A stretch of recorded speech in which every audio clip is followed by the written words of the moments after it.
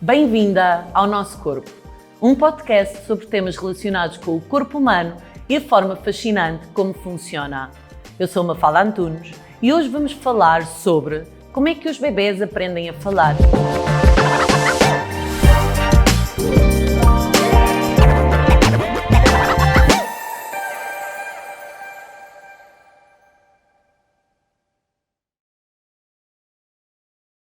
Sabias que para dizermos uma só palavra, o nosso corpo necessita de mexer cerca de 70 músculos? Os bebés têm uma capacidade inata para aprenderem, mas nem tudo é linear. O desenvolvimento da linguagem tem que ter uma boa base neurológica, uma base cognitiva, funções executivas a funcionarem de forma eficaz. Para além disso, a primeira via de aprendizagem é através dos 5 sentidos. A criança recebe informação pelos 5 sentidos, processa a informação e armazena no seu cérebro e, por último, vai buscar essa informação quando precisa. A aprendizagem da linguagem vai acontecendo e vai progredindo, mas tem de haver estimulação, ou seja, não basta só a iniciativa da criança. A criança precisa do adulto para dar sentido ao que ouve, ao que vê, ao que cheira, ao que toca e ao que saboreia.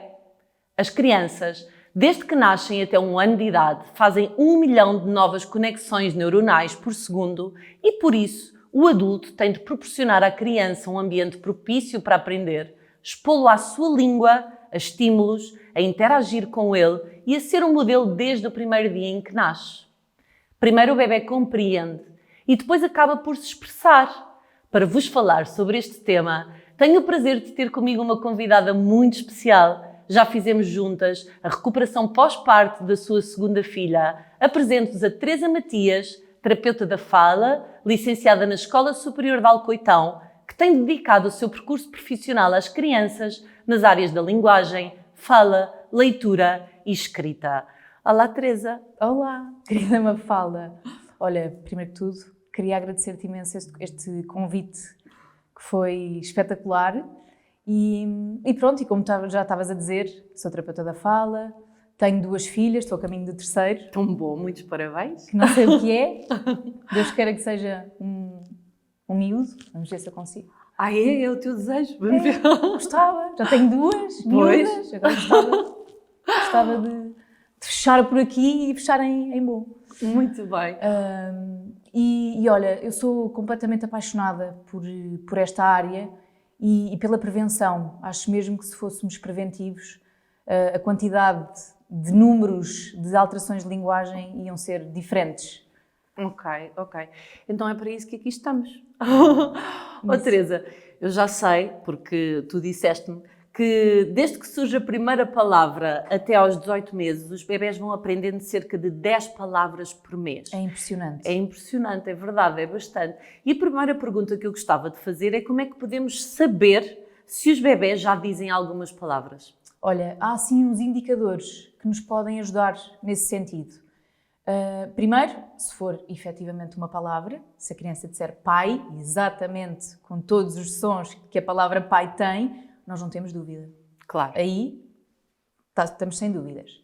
Depois, se forem aproximações de sons do género, imagina que eles estão a dizer, em vez de dizerem água, eles dizem aua, ou não sei, como é que as tuas filhas diziam? A minha filha Maria Inês dizia ababa. A minha dizia aba. Pronto, aba. Isso também consideramos uma palavra, não é? No fundo, são sempre aquelas sequências de sons para aquela palavra. Para se referir à mesma coisa. Àquela coisa, exatamente. Por isso, palavras propriamente ditas, aproximações de sons, onomatopeias, também são palavras. Há pessoas que acham que quando o filho diz ão ou miau não é uma palavra, mas é, porque é uma sequência de sons para se referir ao cão, ao gato. Exatamente. E sempre que for uma sequência de sons, sempre contextualizada, não é? Dentro daquele contexto e sempre igual, nós não temos dúvidas que aquilo é uma palavra. Agora, temos de estar atentos, porque às vezes há aproximações de sons que não têm nada a ver com a palavra real, do género, em vez de dizerem cão, dizerem pá ou pi, o que for. Mas sempre que ele vê um cão, isso também é uma palavra. Nós consideramos uma palavra.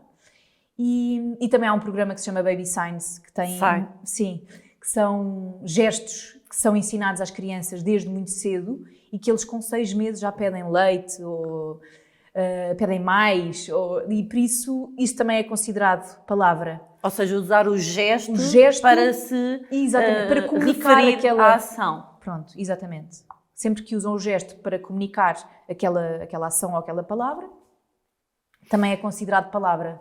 Eu gostava de ter sabido isso antes, porque antes de ser mãe pela primeira vez, porque eu lembro-me que a minha filha Maria Inês, quando eu percebi que ela se estava a referir à água, a dizer à baba, ela já tinha dito muitas vezes aquele som. E foi muito a percepção tardia que eu percebi, espera, ela já comunica comigo a dizer isto há muito tempo e eu é que não percebia. Eu digo imenso aos pais para estarem atentos, porque eles são muitos, as crianças são umas esponjas, não é? As crianças dentro do desenvolvimento normal são altamente esponjas. E por isso, qualquer aproximação de som, qualquer olhar, qualquer ação pode dar-nos ali muitas pistas. E por isso, estarem muito atentos a isso, porque pode fazer diferença. Na vida da criança e nos pais, percebem logo, não é? E podem-se reduzir várias preocupações de o meu filho ainda não diz nada e afinal ele já diz imensa coisa. Isso mesmo. Para nós podermos dar mais estímulos certos. Isso mesmo.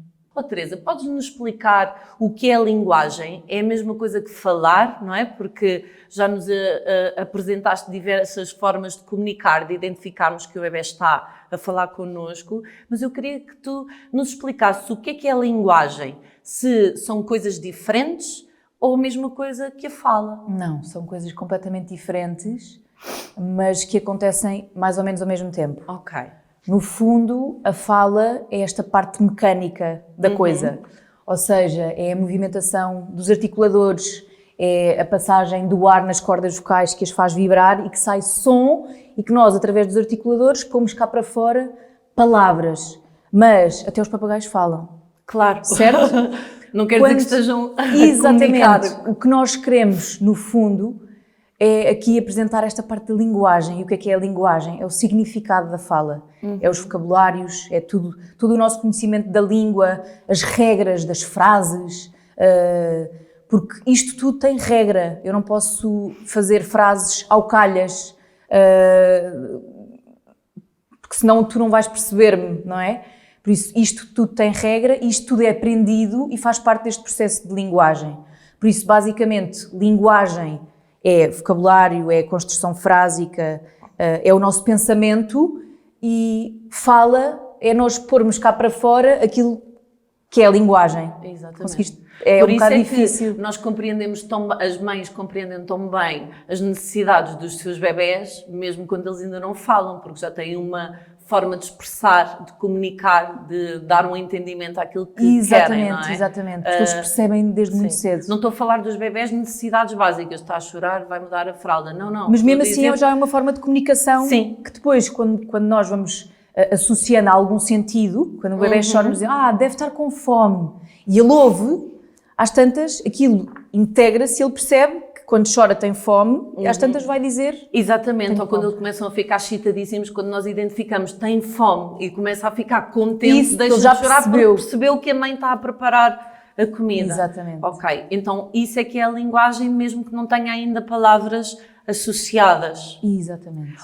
Ora então, e diz-me uma coisa, nós devemos trocar o nome dos objetos por algo mais simples para ajudar a comunicação dos bebés ou devemos manter o vocabulário correto? Olha, isso não é muito rígido. Ok. Porque há palavras que, obviamente, que os bebés não vão perceber. Se eu for para lá dizer incrivelmente ou palavras caras, claro que eles não vão perceber.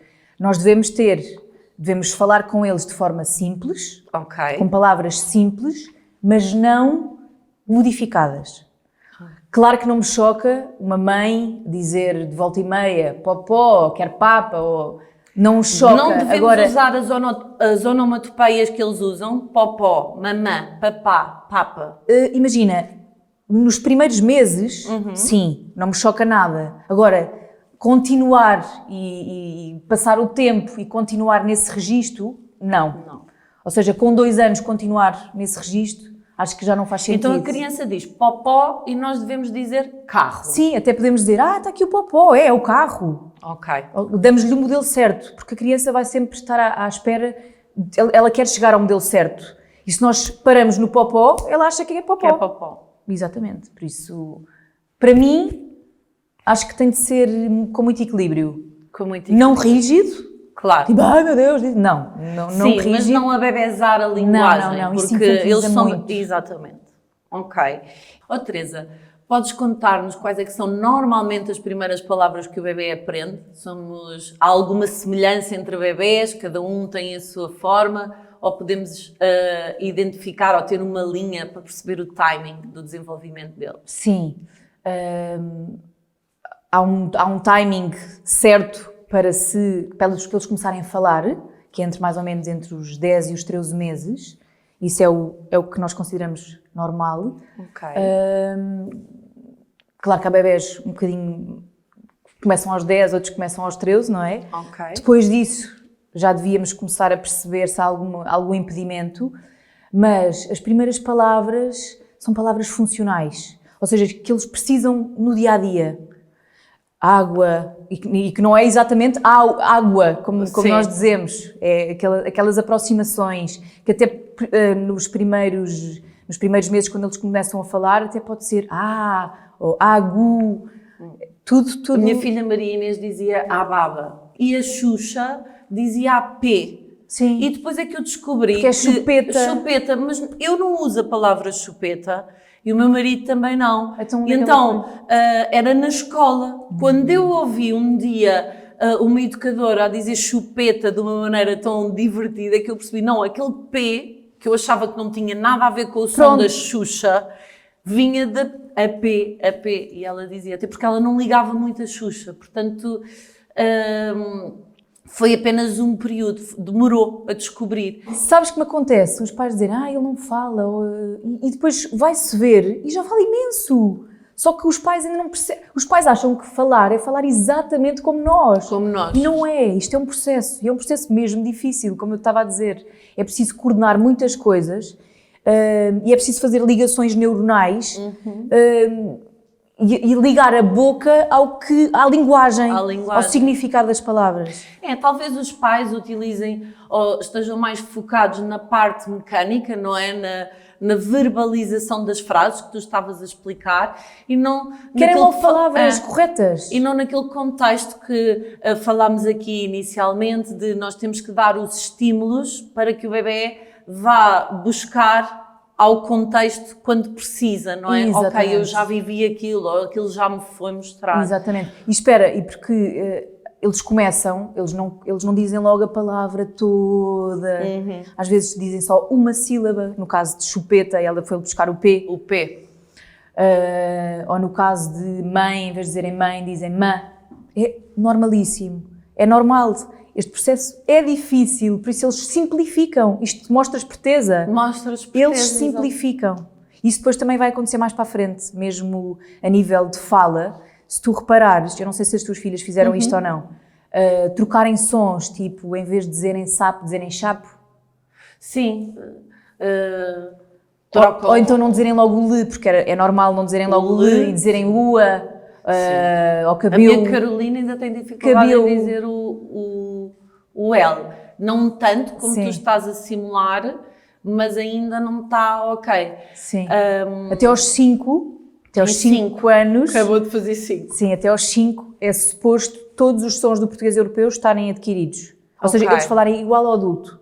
Tanto a nível de construção frásica... Ok, isso é uma informação importante. Tanto a nível de construção frásica como a nível de fala. Ok. Todos os sons já deveriam estar, 5, 5,5. Porque há uns sons mais difíceis, que é os dos grupos consonânticos. Pra, crá, plã, o lhe, mas já deveria.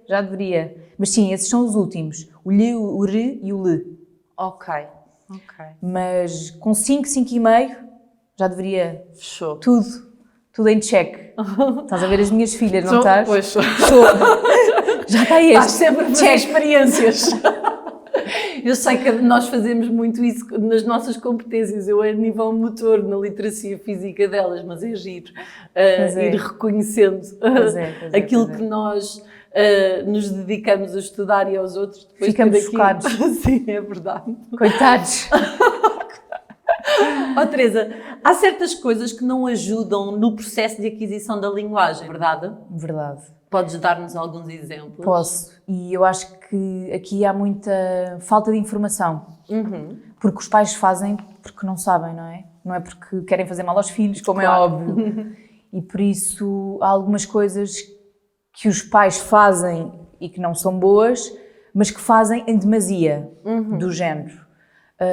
Uso de tecnologias, iPads, televisões, tudo o que seja tecnologias é uma aprendizagem muito passiva. E até aos 2 anos eles não deveriam ser sequer expostos a qualquer tipo de tecnologia. Exatamente porque a aquisição de fala e linguagem até aos 3 é a aquisição, é onde eles adquirem, depois é o desenvolvimento, mas nesta aquisição o ser humano, a criança, o bebê, está habituado e foi criado para ser desenvolvido com outro ser humano. Por isso precisa do outro. E não através do ecrã. Isso mesmo. Por isso precisa do outro, da interação. Isto que nós estamos a fazer agora é como se deve interagir. Exatamente. E como se deve desenvolver fala e linguagem. Não é parados à frente de uma televisão, que é totalmente passivo. Cria até alterações de atenção, às vezes até o iPad é muito pior, até depois tem uma hierarquia, porque é melhor televisão do que iPads e coisas que eles consigam mudar quando estão frustrados, porque à mínima frustração carrega no botão e passa a outro. É pior, mas tudo é mau, tudo tem de ser equilíbrio, não é? Depois disso, com os pais ao lado é possível, mas como nós queremos é fazer outras coisas enquanto eles estão a ver televisão, não é? Queremos é aproveitar esse tempo, acaba por não ser bom. E é mesmo, não vale a pena estarmos a expô-los, porque há muitas alterações a vir daí. Exato. E outra coisa, Xuxas, que são muito mal usadas. Eu acho também por falta de know-how, as pessoas não sabem. Às vezes nós queremos os nossos filhos não é? Sim, eu tive que apresentar a Xuxa às minhas filhas gêmeas, porque a minha inferioridade numérica precisava de ajuda, não era elas sanidade mental, de Xuxa. Não é? Sanidade mental. E por isso acabamos por dar uso a mais à Xuxa, porque no fundo eles ficam calados, ficam quietos, porque a Xuxa é um estímulo que os faz ficar naquele registro. Sim. Mas isso pode trazer muitas contraindicações. Para além da Xuxa ser um hábito deletério, e hábito deletério quer dizer que prejudica. Exato. Cada vez que eles abrem a boca para interagir ou falar, a Xuxa cai, por isso não o fazem, não é? É possível que crianças que usem muito Xuxa falem menos. E por isso eu pergunto sempre às crianças que me chegam, ainda usa Xuxa? E é uma coisa que eu tiro com alguma frequência. Sim. Porque há pais que usam muito. Sim, no fundo, isso é uma ótima informação para sensibilizar os pais, não de dizer que não há Xuxa, mas sim estarem atentos à moderação do uso, porque de facto pode ser uma coisa que facilita o som ambiente, mas devia que ser inibe só o bebê de tomar a iniciativa de interação, a sua fala e linguagem. E infantiliza-os imenso. Tu vês e faz mesmo diferença. Por isso, temos de estar muito atentos à frequência do uso da Xuxa. Não Tens prolongar. Algumas recomendações nesse sentido? Sim. Primeiro, usarem o menos possível. O menos possível é, durante o dia, o menos possível. Se conseguirem só para dormir, só para adormecer, depois tirar. Isto eu nunca consegui fazer às minhas filhas. Ou seja, eu deixava... elas iam dormir e eu dava a Xuxa.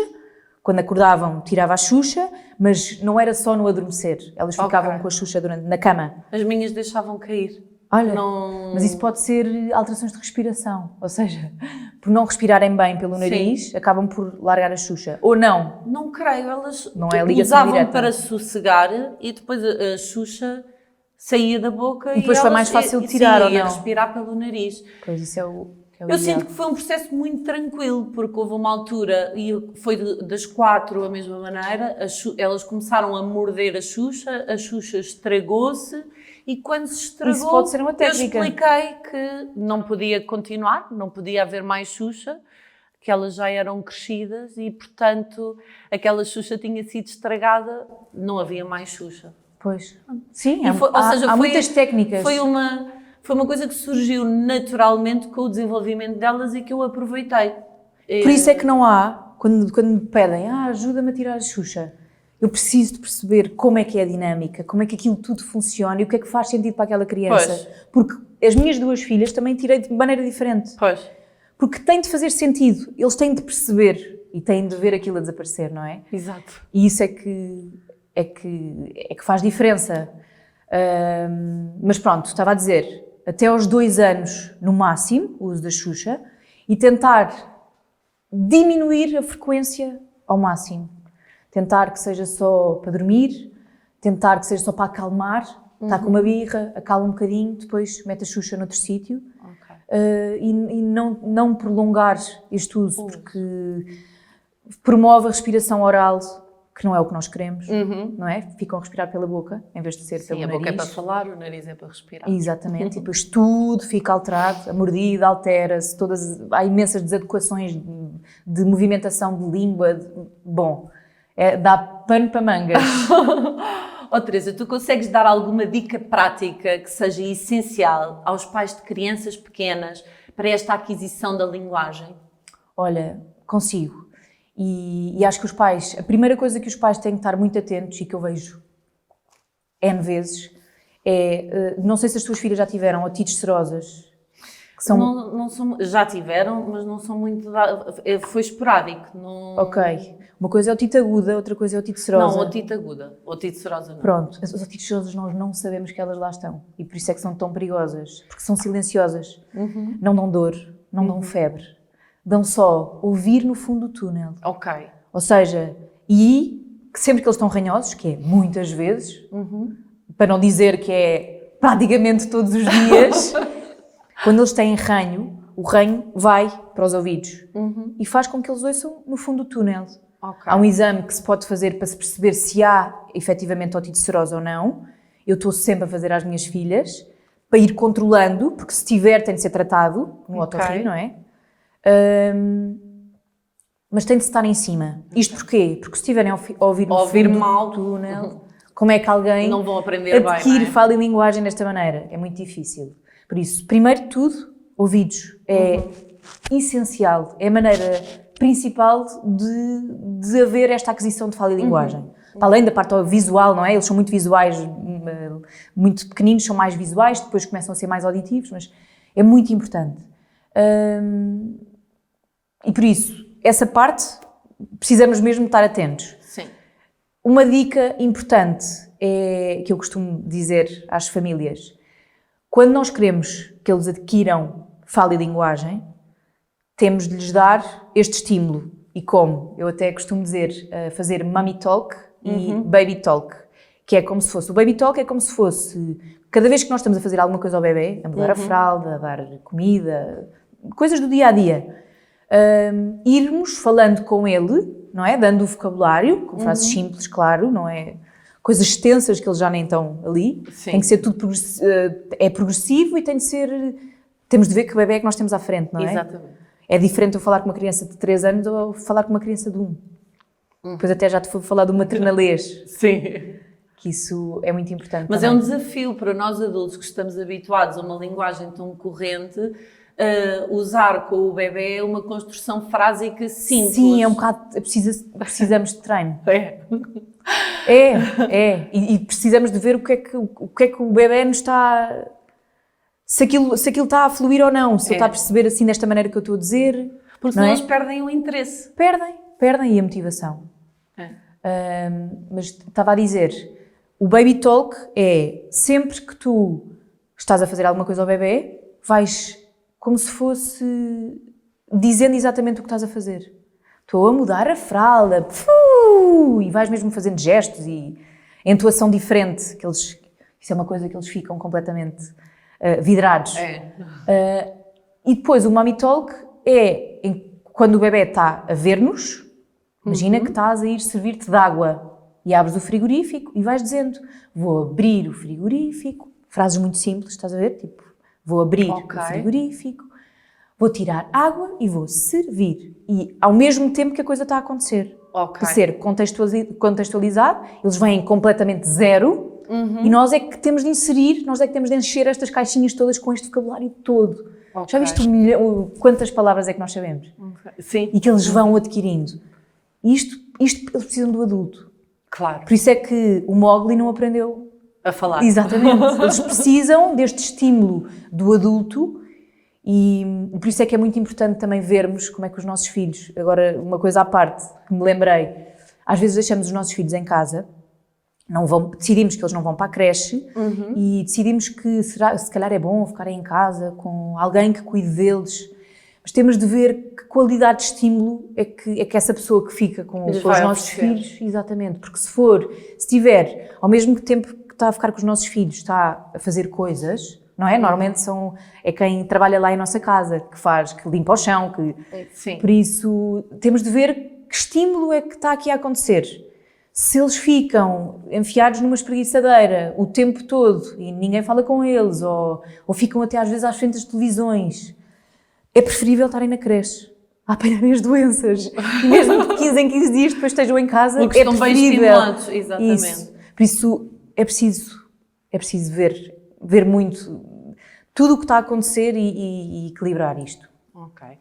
Olha, e há alguma melhor maneira de nós falarmos com os nossos filhos? Porque eu estava aqui, tu estavas a falar e eu estava-me a lembrar que às vezes mostrar as sílabas era uma coisa que as minhas filhas gostavam, ou quando têm uma palavra que é difícil fazer, às vezes até fazem assim para eu virar a boca para elas. Eles são muito visuais. Sim. Olha, há imensas, não há imensas, há maneiras mais facilitadoras do que outras. Ok. Uma pessoa, um adulto que fala com a criança de uma forma muito cerrada, tipo, sabes aqueles adultos que falam muito assim? Sim, sim. É muito difícil. Pois. Um adulto que fala com mais articulação e mais entoação, sabes aqueles adultos que falam sempre com a mesma entoação? Que não falam. Pronto. Muito mais difícil, por isso. Falar cerrado, falar sem entoação, falar máscaras. Pois. Pior. Quando nós pomos um batom e quando nós fazemos muita entoação com a nossa cara, ou seja, é como se... Os bebés adoram. É como se batesse a bota com a perdigota, estás a ver? É tipo, a entoação e a expressão que a minha mãe está a fazer bate exatamente com o que ela está a dizer. Por isso, é muito mais fácil, visto que eles vêm do zero, eles compreenderem a informação. Quando nós às vezes dizemos aos bebés, seu feioso, só que é com esta entoação, eles... Riem porque eles só percebem a intuação, não é? Ainda não perceberam o conteúdo, mas depois vão começando a perceber o conteúdo. Mas é muito importante não fazer diminutivos, por exemplo. Okay. Se tu reparares os diminutivos, as palavras com diminutivo, as últimas duas sílabas ficam todas iguais. Não, e ainda mais difícil, a palavra fica mais complexa, não fica mais simples. É pior, é pior. E nós achamos que estamos a ser queridos, mas às tantas é pior. É complicar-lhes a vida, porque as palavras ficam todas iguaizinhas. Por isso, diminutivos para tirar, claro que não é uma vez ou outra, sim, mas falar, ser este o mote, é mau, é pior. Por isso, muito equilíbrio, muita entoação, o ideal, muita entoação, boa articulação. Já me aconteceu pais que falam mal, haver filhos que falem mal também, porque acabam por se... Primeiro há uma parte genética que também pode ser importante. E depois imitam. É o meu modelo? Imitam. Por isso, boa articulação, boa entoação. Contacto visual. Muito contacto visual, expressão facial. Exato. Isso é muito importante. Teresa, há alguma coisa que os pais têm tendência para ensinar aos filhos e que não faça sentido nenhum nesta aquisição da fala-linguagem? Sim. Infelizmente os pais acham que números... formas, cores, é muito importante nesta fase, mas não é. Uma criança com 1 ano e com 2 não vai dizer quadrado, 6, ou quer sei, não. Eles precisam de saber água, bolacha, mãe, pai, xixi, cocó, para irem dizendo as coisas funcionais. precisam. É uso funcional, é linguagem funcional, que é linguagem que eles precisam para o dia-a-dia sobreviverem. Ninguém vai precisar de quadrados, de números e de cores. Exato. Por isso, e é uma coisa que os brinquedos, por isso é que nem tudo o que, o que está à venda É o é o útil. ideal. Porque muitas Pianos vezes- para crianças de meses, que é estrela, quadrado, triângulo, tudo em formas, cores, cada tecla tem uma cor, e eles vão dizendo laranja, rosa, Não é útil. e números. Não. Quer dizer, para quê? Não é que faça primeiro- mal, mas não é a primeira coisa que eles precisam de adquirir. Exatamente, a primeira coisa é aquela linguagem funcional. E quando estiverem ótimos e já conseguirem dizer mãe quer água, mãe Xuxa, mãe o que for, então vai para o next step, que é esse, que é isso, cores, formas, e que vão aprender na escola. A partir dos 3 anos isso está nas matérias da escola, Sim, por isso não precisamos nada de perder não tempo é à nisso. toa que os nossos filhos, as coisas que mais gostam são as coisas que nós usamos. Esses são os brinquedos favoritos deles, as Isso, coisas eles da gostam casa. de tupperwares, Isso. garrafões, São garfos. funcionais. Isso! Vai ajudar na linguagem. Exatamente. Nós temos tanto... A nossa casa é o sítio mais rico para se aprender vocabulário. E o dia-a-dia. E o dia-a-dia. O dia-a-dia. Nós às vezes achamos, as mães dizem, mas o que é que eu faço? Que atividades é que eu faço para dar-lhe vocabulário? O dia-a-dia. Mudar a fralda, pôr a fazer xixi, lavar a cara, lavar os dentes. Isso tudo é riquíssimo. Mas tu disseste E é aqui uma funcional. coisa que eu acho que foi excelente, que é o Mummy Talk e o Baby Talk, que é utilizar o dia-a-dia para eu estar sempre a fazer descrições. Ou na pele da mãe, ou na Exatamente. pele do bebê. Exatamente. Tudo contextualizado para a fazer match. Isto quer dizer isto. Para eles estarem sempre a fazer esta conexão. Oh, Teresa, nós devemos repetir as palavras que os bebés dizem mal? Eu acho que tens coisas a dizer muito úteis sobre isto, porque eu acho que é um erro comum, não é? Nós, às vezes, até no sentido de querer corrigir, Sim, às podemos vezes dizer o achamos- mal em vez de dizer logo o bem, não é? Olha, às vezes achamos que é tão querido, tão querido, tão querido, que nos pomos a repetir infinitas vezes. Ou queremos eternizar, por isso... O ideal seria gravar, não mostrar mais. Guardar. Isso, guardar para nós, ver em casa e não repetir essa palavra. Claro que não é uma vez ou outra. Isto não é, nada disto é rígido, não é? Sim, o bom senso, mais O uma bom vez. senso, isso, mas falar naquele padrão, estar sempre a dizer, a maneira de falar com o bebê é ser olha o chapo, que é banana, tipo, isto não é uma coisa boa, porque as crianças estão sempre à espera de chegar ao padrão ideal e se eles veem os pais naquele padrão, ali é o teto deles, certo? Sim.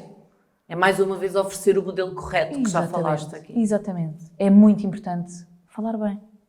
Olha, e quando nós não percebemos nada do que aquilo que eles estão, do que Quando eles falam de estão a dizer? chinês. Sim. Quando eles falam chinês.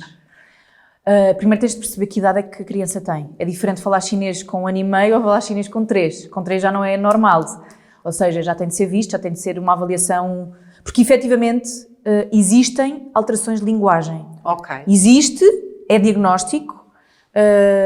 Há muitas crianças que têm, 14% dos miúdos têm perturbações de linguagem e 14% uma população de crianças é muito. Pois. É muito. Ou seja, eles próprios têm dificuldade em adquirir a língua materna. Pronto, isso existe. Por isso, é importante perceber-se se é isso que está a acontecer ou não. Estarmos atentos aos sinais, Exatamente. não é? E não deixar...